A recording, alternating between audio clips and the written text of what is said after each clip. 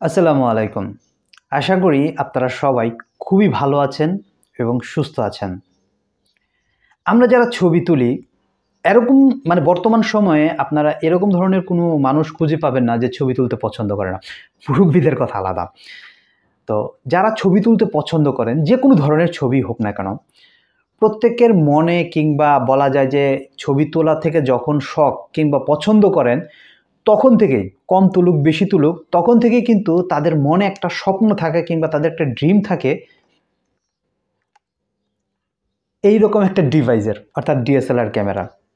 যদিও এখনও DSLR camera ধীরে ধীরে বাজারটা চলে যাচ্ছে, সেখানে মিররলেস ক্যামেরা ঢুকে পড়তেছে।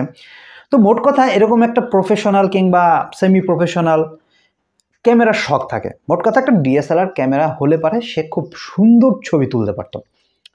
তো আজকের ভিডিওর প্রশ্নটা আগে আপনাদেরকে বলি যে আজকের ভিডিওর মূল বিষয়টা হচ্ছে যে আমরা কেন ক্যামেরা দিয়ে ছবি তুলব। প্রশ্নটা আসে না যে যারা শখের বসেই তুলি না কেন, প্রফেশনালভাবে তুলি না কেন, আমি ভিডিও করলে কেন ক্যামেরা দিয়ে করব, আমি ছবি তুললে কেন ক্যামেরা দিয়ে করব, ক্যামেরা দিয়ে কেন তুলতে হবে, প্রশ্নটা কিন্তু এখানে আসে। তো প্রশ্নটার সহজ উত্তর হচ্ছে যে আপনি যখন ছবি তুলবেন, সাপোজ আপনি যে কোনো ধরনের ছবি তোলেন না কেন, সেটা ফ্যামিলি ছবি তোলেন, নিজের ছবি তোলেন, বন্ধুবান্ধবের ছবি তোলেন, ন্যাচারালের ছবি তোলেন, কিংবা কোনো অনুষ্ঠানের ছবি তোলেন, ভিডিও করেন, আনুষঙ্গিক অর্থাৎ ক্যামেরার সাথে যত আনুষঙ্গিক আছে যে কাজই আপনি করেন না কেন, আপনি চাবেন যে ওই কাজটা যেন সবার চেয়ে বেস্ট হয়, সবার চেয়ে ভালো হয়। অর্থাৎ আপনার ওই কাজটা দেখলে সবাই যেন প্রশংসা করে কিংবা সবাই যেন আপনাকে বাহবা দেয়, এরকম একটা ইচ্ছা কিন্তু প্রত্যেকের মধ্যেই থাকে। অর্থাৎ যারা ছবি তোলেন কিংবা যারা ভিডিও করেন, এই সম্বন্ধে মোটামুটি ভালো আগ্রহ আছে, তারা সবসময় চান যে তাদের কাজগুলো যেন ভালো হয়। আর এই কাজটা আপনাকে সবচাইতে বেস্ট দিতে পারবে এরকম ধরনের ক্যামেরা, সেটা প্রফেশনাল হোক, নন প্রফেশনাল হোক কিংবা সেমি প্রফেশনালই হোক। আপনাকে একটা ক্যামেরা, সেটা ডিএসএলআর হোক কিংবা মিররলেস হোক, ডিএসএলআর ক্যামেরা, মিররলেস ক্যামেরা, এগুলো হচ্ছে একদম হাই লেভেলের। ছবি বলেন, ভিডিও বলেন, যেটাই বলেন না কেন, সেটা হাই লেভেলের হয়।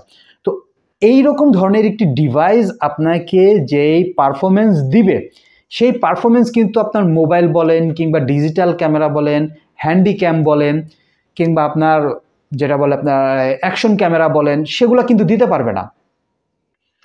আমি প্রফেশনাল যেসব ক্যামেরা, যেগুলো দিয়ে আপনার আপনার কি বলে মার্ভেলের যেসব ছবিগুলো করা হয়, ডিজনির যেসব ছবিগুলো করা হয়, তারপরে হচ্ছে আপনার ডিসির যেই ছবিগুলো করা হয়, অর্থাৎ হলিউডের যে ছবিগুলো করা হয়, যে মুভিগুলো করা হয়, ওইসব ক্যামেরা না। আমি যেরকম বলেছি যে ছবি তোলা, ভিডিও করা টুকটাক কিংবা শখের বসে কিংবা প্রফেশনালি, প্রত্যেকে কিন্তু ক্যামেরা ব্যবহার করে এবং এই ক্যামেরাগুলো দিয়ে আপনি যে কাজটা পাবেন সেটা কিন্তু নর্মাল কোনো ডিভাইস দিয়ে আপনি পাবেন না। তো এর জন্যই প্রশ্ন আসে যে আমি কেন ক্যামেরা দিয়ে ছবি তুলব। কারণ আপনি যখন একটা কাজ করবেন, সেটা যে কোনো ধরনের কাজই করেন না কেন, প্রত্যেকটা কাজই হতে হবে বেস্ট এবং ভালো। এইটাই কিন্তু সব মেন টার্গেট থাকে। আপনি একটা ছবি তুললেন, দেখা গেল যে আমি একটা এক্সাম্পল হিসেবে বলতেছি যে ছবি তুললেন, ছবিটা ঘোলা, তাহলে কি সেই ছবিটা কেউ পছন্দ করবে? আপনার নিজের কাছেই তো ভালো লাগবে না। অন্য কেউ যদি এরকম একটা ছবি তুলে আপনাকে বলে দেখ তো ছবিটা কীরকম হয়েছে, আপনি কিন্তু সেই ছবিটাকে কখনো ভালো বলতে পারবেন? কখনোই পারবেন না।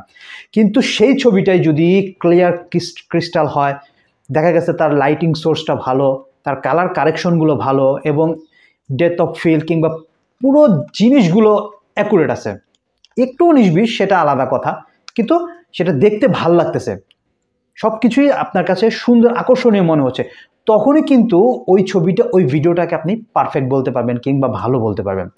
সেম ক্যামেরা দিয়ে আপনি যখন কোনো কাজ করবেন, আপনার স্কিল যদি ভালো হয়, আপনার ছবি তোলার যদি অভিজ্ঞতা ভালো থাকে, তাহলে কিন্তু আপনি একটা ভালো কাজ নিতে পারবেন। তাই আশা করি আজকের এই প্রশ্নের উত্তরটা আমি আপনাদেরকে দিতে পেরেছি যে আমরা কেন ক্যামেরা দিয়ে ছবি তুলব, সেটা ডিএসএলআর হোক কিংবা মিররলেস হোক। আশা করি প্রশ্নের উত্তরটা পেয়ে গিয়েছেন। আমি চেষ্টা করলাম আমার ক্ষুদ্র অভিজ্ঞতা দিয়ে কিংবা ক্ষুদ্র জানা দিয়ে আপনাদেরকে এই বিষয়টা শেয়ার করার জন্য। আরও যদি কোনো প্রশ্ন থাকে কিংবা আপনাদের জানার আগ্রহ থাকে, ভিডিওর কমেন্ট বক্সে কমেন্ট করে জানাতে পারেন। আমি চেষ্টা করব আপনাদের সেই সব প্রশ্নের উত্তর যতটুকু আমি জানি ততটুকু দেওয়ার জন্য। আর এই বিষয় নিয়ে আপনারা কি ভাবতেছেন সেটাও ভিডিওর কমেন্ট বক্সে কমেন্ট করে জানাবেন। কারণ আমি আপনাদের প্রত্যেকটা কমেন্ট খুব মনোযোগ দিয়ে পড়ি এবং খুবই গুরুত্ব দিয়ে পড়ি।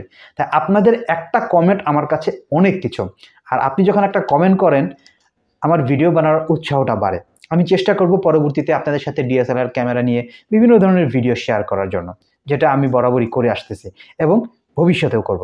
ভালো থাকবেন সবাই। আজকের এই ভিডিও থেকে আমি বিদায় নিচ্ছি। দেখা হবে আগামী কোনো ভিডিওতে। যাওয়ার আগে আপনাদেরকে যে অনুরোধটি সবসময় করে থাকি, প্লিজ যদি ভিডিওটা ভালো লাগে লাইক দেওয়ার অনুরোধ রইল।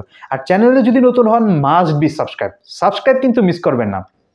তা না হলে এরকম ধরনের ক্যামেরা রিলেটেড, সেটা ডিএসএলআর হোক, মিররলেস হোক, যে কোনো ধরনের ক্যামেরা চালান না কেন, সেই বিষয়ে উপকারী বিষয়ে যে ভিডিওগুলো আপনাদের সাথে শেয়ার করছি সেগুলো কিন্তু মিস করবেন না।